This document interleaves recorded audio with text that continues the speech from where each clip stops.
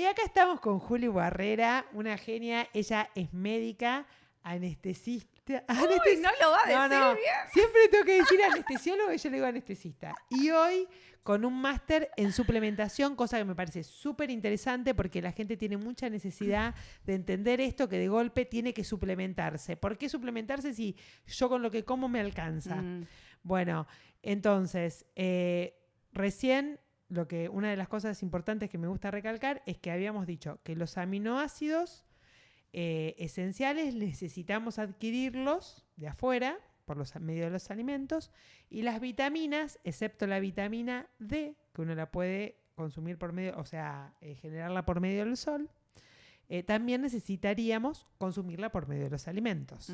¿Algo más necesitaríamos consumir por medio de los alimentos? Los minerales, como por ejemplo el magnesio, que son los más afectados por la contaminación ambiental también y por los suelos que veníamos hablando, que van perdiendo y van desnutriendo los alimentos, y los ácidos grasos omega 3, 6, 9. Bueno, el 6 en general lo consumimos mucho en la alimentación occidental, el 3 que proviene del pescado, de los moluscos, los mariscos, no tanto. Entonces, por eso ¿El 6 cuál sería? El 6 vienen del girasol, de la canola. Lo que pasa es que ese tipo de ácidos grasos, más allá de que son necesarios también porque cumplen vías metabólicas en el cuerpo, digamos, tienen funciones necesarias, en exceso no hacen bien porque se oxidan fácilmente. Entonces, ¿qué significa que se oxiden fácilmente? Que se oxida es que alteran su función y generan inflamación en el cuerpo. Exacto. Entonces, por eso es importante, como la alimentación occidental nos llevó a comer mucho omega 6 y poco omega 3, la relación entre los dos debería ser 1-1, digamos, estar equilibrada, y hoy por hoy la balanza se va mucho más para el lado de omega 6 que el omega 3, por los alimentos que consumimos. Entonces, es necesario suplementar el 3 para que de esa manera el equilibrio vuelva a lo que debería ser, que es 1-1. O sea, que vos decís que se come menos pescado acá.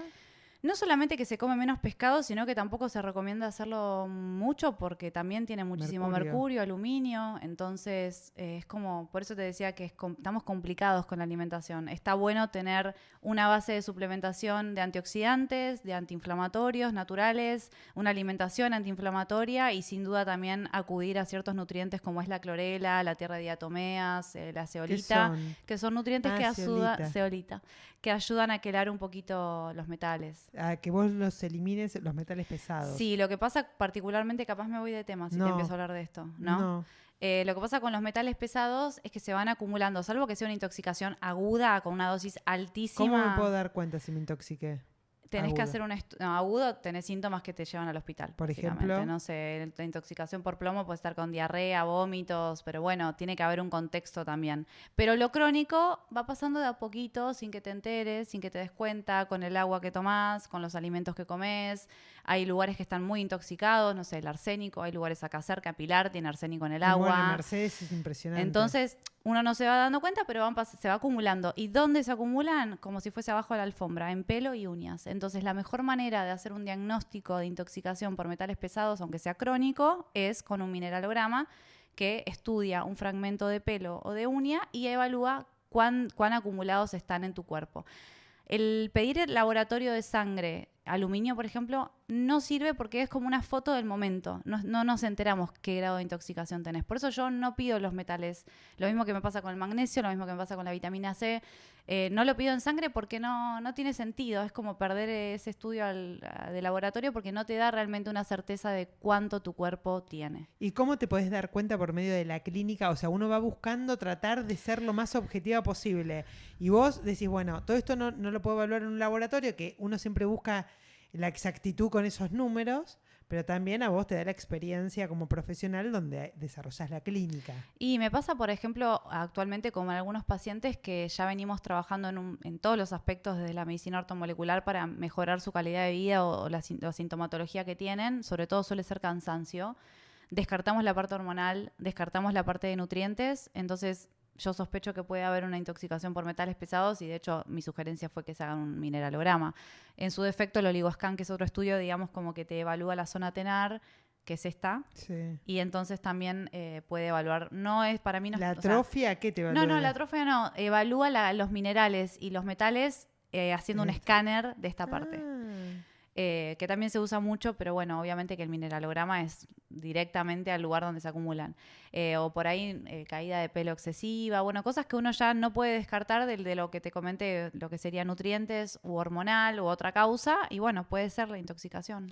Claro, lo que pasa es que a veces uno cuando les dice determinados síntomas, hoy el cansancio es como que engloba a un montón de deficiencias y es algo de déficit de la persona y es algo que lo tiene la mayoría de la gente. Entonces, Sí.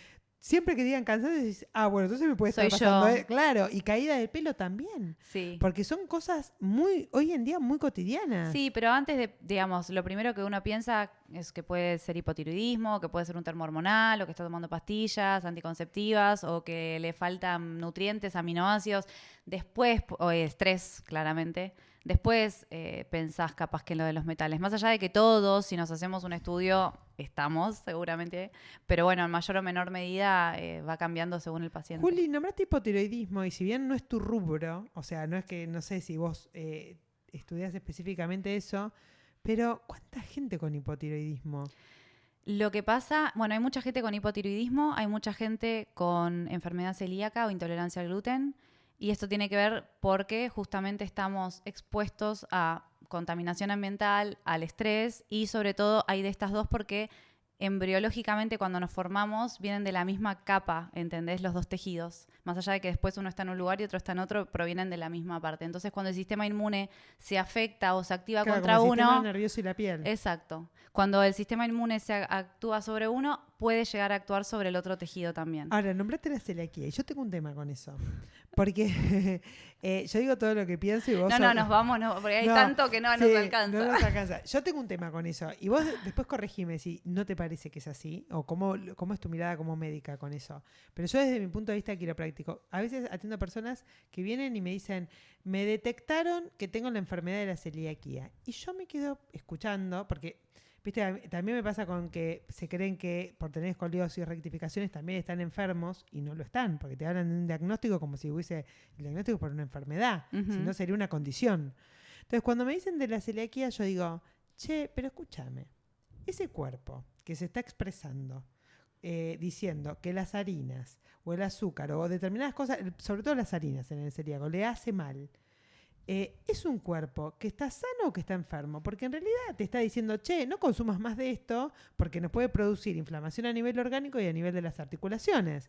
Entonces, en realidad te está dando un aviso para que después no te cause alguna otra enfermedad todavía, una enfermedad en serio, más que otra enfermedad peor. Lo que pasa es que yo siento que la enfermedad celíaca no es la misma que hace, no sé, 15 años cuando yo estaba estudiando, pero porque hoy hay mucha reacción cruzada entre semillas, entre granos, entonces... Creo que todos somos en cierto grado intolerantes al gluten. Exacto. Y a las harinas en general. O sea, porque ya hablamos de vuelta y siempre vamos a lo mismo. La contaminación ambiental y además los malos hábitos que hacen que nuestro intestino ya no esté 100% cerradito, sino que se empieza a tornar permeable al pasaje de sustancias, de toxinas, activa el sistema inmunológico que está ahí abajo de la mucosa intestinal. Entonces, si encima tenés la predisposición genética a desarrollar una enfermedad celíaca, en 3, 2, 1 la desarrollaste. Bueno, eso es re interesante que sepamos que ya el intestino, al estar más permeable y pasar determinados nutrientes que no están buenos, produce una inflamación sistémica. No diríamos. Nutrientes, sino toxinas, alérgenos, exacto. Es un espacio que tiene que estar completamente sellado y por los malos hábitos, sobre todo por comer a toda hora y comer cualquier cosa a toda hora, y el estrés, sin duda, empieza a hacer que se vaya abriendo. Y cuando eso pasa...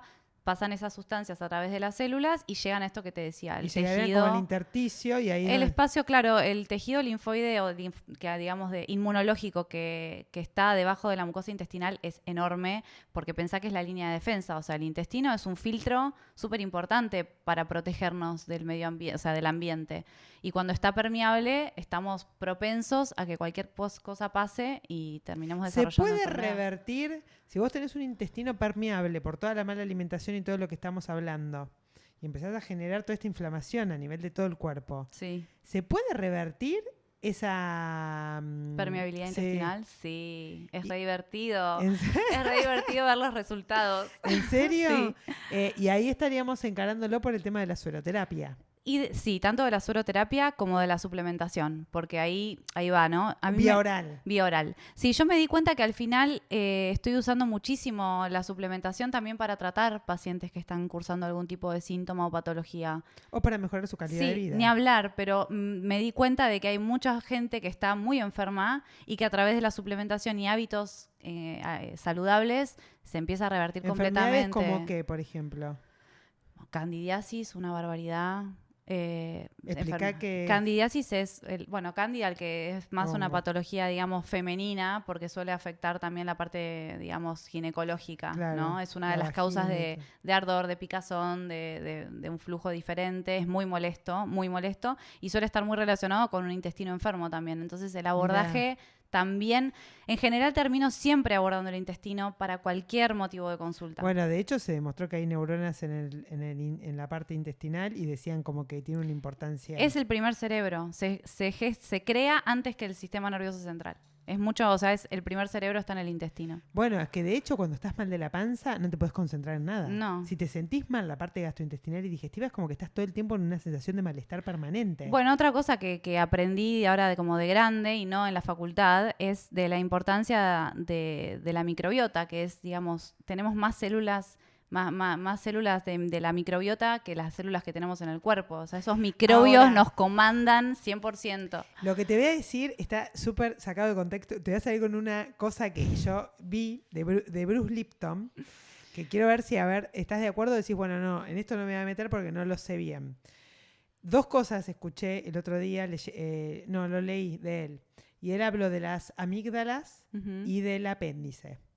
Entonces él contaba que las amígdalas era el primer mecanismo de defensa que tiene el cuerpo para desarrollar todo lo que su sistema inmunológico. Por eso los nenes se meten todo por la boca porque a la vez también van desarrollando todo su sistema inmunológico en base a lo que va haciendo la amígdala, que bueno, que se usaba mucho sacarlo.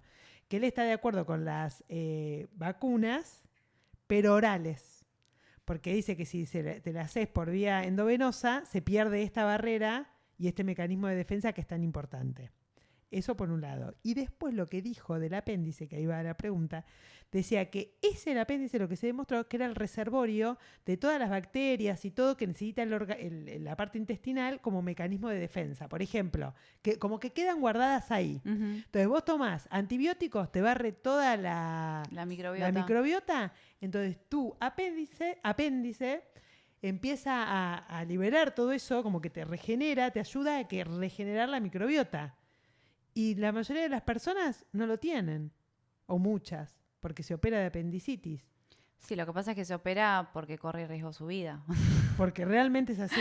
Porque cuando se infecta eso, o sea, hay pacientes que terminan en una peritonitis y se pueden morir. Y ahora, ¿cómo puede ser que se infecte? Y bueno, porque justamente en general...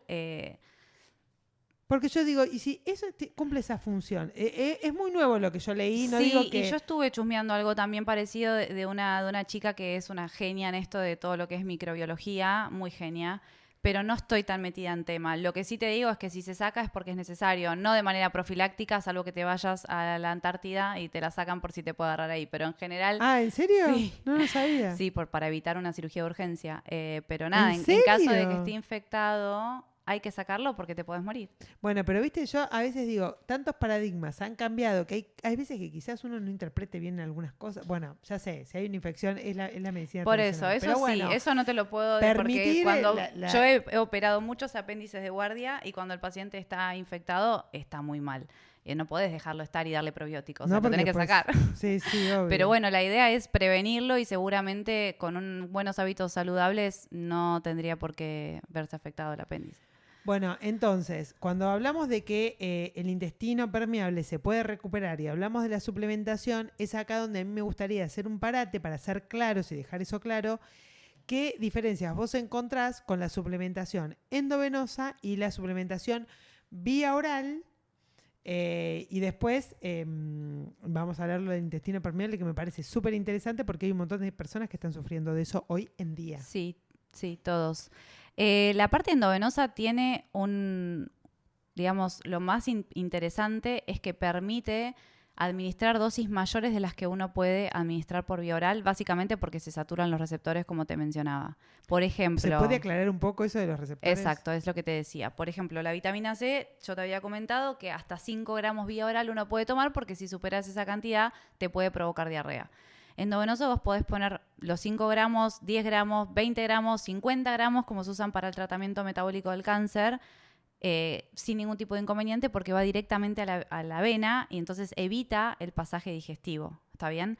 Otra cosa que sucede es que cuando uno consume algo, lo que sea, hay parte que se metaboliza y se pierde. No todo lo que uno toma llega a las células, ¿entendés? Vos el otro día me corregiste, nada llega al 100%, pero al máximo porcentaje. Claro, o sea, no como cuando uno lo pone vía oral, vía endovenosa, perdón. Entonces, la idea de la parte endovenosa es que el mecanismo de acción es más rápido, que podés lograr dosis mayores, que los efectos se pueden ver inclusive el mismo día. Es muy bueno. Y lo que te comentaba de las dosis altas, particularmente de vitamina C, es que se está utilizando mucho como tratamiento coayudante de pacientes con cáncer en dosis muy altas.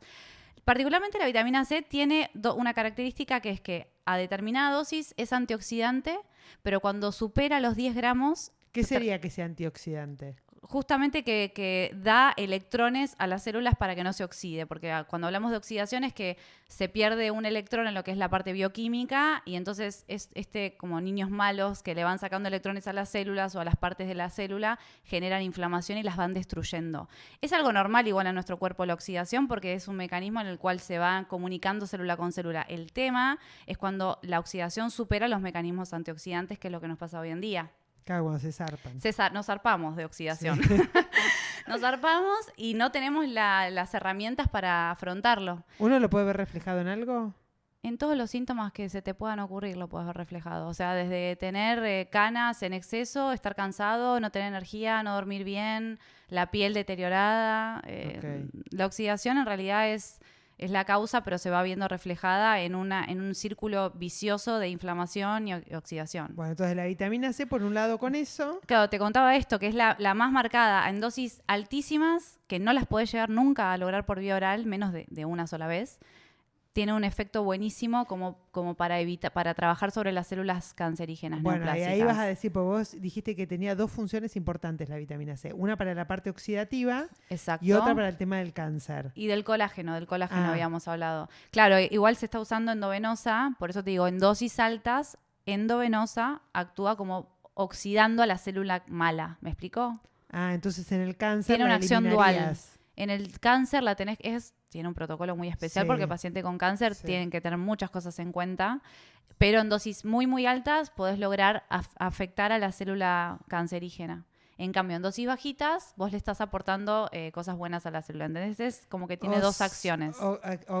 Exacto, o sea que en exceso te produce eso. Estamos buscando ese objetivo terapéutico en el paciente. En vez de quimio, eso. No, en vez no. Acompaña. Ok. Acompaña. Pero quizás el día de mañana, si demuestra más efectividad... Sí, puede ser. Cada cáncer es un mundo. Tiene diferentes abordajes. Así que no me animaría a meterme mucho ahí. Sí. Pero sí que sé que hay gente que lo ha hecho y muestra muy buenos resultados. Perfecto. Entonces, la suplementación endovenosa, lo que está bueno es que vos aprovechás muchísimo más que la vía oral. Ahora, por ejemplo, hay cosas que no se pueden ir por vía endovenosa, obviamente. No, por ejemplo, la vitamina D no se puede dar. Las vitaminas liposolubles, que es decir, que son solubles en grasa, que tienen que ser administradas y consumidas con alimentos, no se pueden dar en vía endovenosa. El omega tampoco. Son nutrientes que sí o sí tienen que ser administrados por vía oral. Pero los minerales, las vitaminas hidrosolubles, por ejemplo, las del complejo B, otros nutrientes que usamos, como yo te había comentado, la coenzima Q10, el ácido alfa-lipoico, son otros nutrientes que endovenosos sí lo podemos administrar. El glutatión es el antioxidante junto con la melatonina más importante del cuerpo. Vía oral es compleja su absorción, por eso hay que siempre buscar sus formas liposomadas, bueno, toda una historia más puntual, pero endovenoso sí, es muy buena la absorción. Bueno, a mí lo que me gusta es como una cosa nueva en teoría para nuestro país. Pero vos el otro día me decías, che, Sofía, afuera, en otros lados, tienen el living de la casa. Sí, se hace muchísimo. La preparado todo para hacerse la endovenosa. Sí, de todas maneras yo me di cuenta, inspeccionando en este mundo, que me parece muy importante conocer al paciente a fondo para poder realmente decirle qué nutrientes le vamos a administrar, porque se hace afuera muchísimo, como te digo, pero es como medio al tuntum. Y me parece importante saber a través de un laboratorio, a través de un interrogatorio, qué es lo que realmente yo voy a elegir darte para hacerte sentir mejor. Seguramente a vos necesites ciertas cosas que no van a ser las mismas que necesita otra persona. Entonces, me parece re importante entender a la sueroterapia como un tratamiento súper personalizado, individualizado y que tiene que acompañar un montón de otras cosas como es los hábitos saludables, la suplementación oral, y esto viene como a potenciar todo el resto. Claro, porque vos das combinado. Sí, yo utilizo las 3 cosas. Hábitos, soy súper pesada con los hábitos. No sé, o sea, viene el paciente a hacerse un drip, pero yo le estoy quemando Decí que es un drip. Un drip es la sueroterapia. Drip es eso, sí, es el suerito, digamos. Lo que le pones al suerito para que Exacto. después sea suministrado vía endovenosa. Exacto, o sea, viene el paciente a hacerse un drip y y si no hizo actividad física en la semana, le digo, no, flaco. No sirve. No, o sea, Magia no mi hago. función, como yo decía, que mi mamá por él le recuesta la actividad física y cada vez que va, viste, me hace unas Sí. fotitos como aplaudime. Lo estoy Porque haciendo pobre bien. se la quemo. Y bueno, es lo que yo utilizo, esta característica que Dios me dio de ser hinchacoco para fomentarle a mis pacientes los hábitos No, saludables. ¿sabés qué? Creo que vos lo aplicás. Y cuando uno es muy congruente, quiere llevarle a la gente también. ¿Sabés que con esa congruencia las cosas funcionan bien? Es que cuando las pacientes se comprometen con ellos mismos, después conmigo, primero con ellos, y Exacto. hacen lo que les digo, no porque sea un servicio militar, sino porque sé que van a sentirse mejor, se ven tanto los resultados que es como una Viste satisfacción. que a veces la gente dice, te fallé. Y yo les digo, no, te fallaste A vos mismo. Ahora, con respecto a eso que decías recién de... Porque, ¿qué pasa? No lo voy a poner en el mismo nivel, pero en un momento también la homeopatía se había puesto de moda. Entonces, cualquier médico agarraba y decía, bueno, hago un cursito de un mes y hago homeopatía. Y no era homeopatía. Y con el tema de la sueroterapia y todo, quizás un médico que te habilite el título decís, bueno, un cursito de un mes o menos y ya empiezo a meter sueritos. Como minimizando. Sí, yo creo que ahí corre por un lado, al lado del profesional. Yo soy muy exigente, te habrás dado cuenta. Sí, obvio. Por eso te elegí. Soy muy exigente y me gusta estar capacitada y, o sea, me da seguridad con el conocimiento. Entonces, primero viene por el lado del profesional qué abordaje le quiere dar a la sueroterapia en caso de que la haga y cómo se prepara para eso. Capaz que a mí también me dio flexibilidad y me relajé el hecho de trabajar previamente en la parte endovenosa. Capaz que yo no sé si me estaría tan tranquila poniendo sueros, ¿entendés? No, la verdad que a mí que me los aplicás, yo no siento nada y además no me queda nada. Yo ayer me apliqué No, te quedó un re detox bien. hepático que me pareció re Te interesante. iba a preguntar cómo lo sentiste. Perfecto, yo no sentí nada, no saben lo bien que me sentí. Y justo íbamos a hablar eso de la permeabilidad del intestino. Esperá que termino eso Sí. porque pobre la gente nos va a odiar. Sí. No, y después lo otro de la gente que tiene que también informarse sobre la procedencia del profesional que le va a inyectar el suero. O sea, cada uno sabe elegir. Lo mismo pasa con los tratamientos estéticos, con una cirugía. Uno antes de operarse averigua o no. Yo no me operé Bueno. ni lo pienso hacer, pero digo, cuando vos querés hacer una cirugía plástica, averiguás, conocés, querés saber, querés ver. Bueno, eso también es importante. Bueno, a mí me pasa también con quiropraxia, que la gente viene re desinformada, pero porque también reconozco que hay muchos kinesiólogos que hacen un cursito de un mes, entonces dicen eso es quiropraxia. No tiene nada que ver con quiropraxia. Tenés que ir a un lugar que esté bien formado y nosotros tenemos que también cada una de las técnicas y cosas que hagamos abordar a la persona de forma individualizada, Sí. porque tiene que ver con las emociones, con la sensibilidad. Y a la noche quiero que él duerma bien y yo también quiero dormir tranquila. Muchas personas me preguntan dónde me formé y de hecho me preguntan si yo formo y en algún momento calculo que me gustaría Formar. enseñar. Y tenés aspecto de...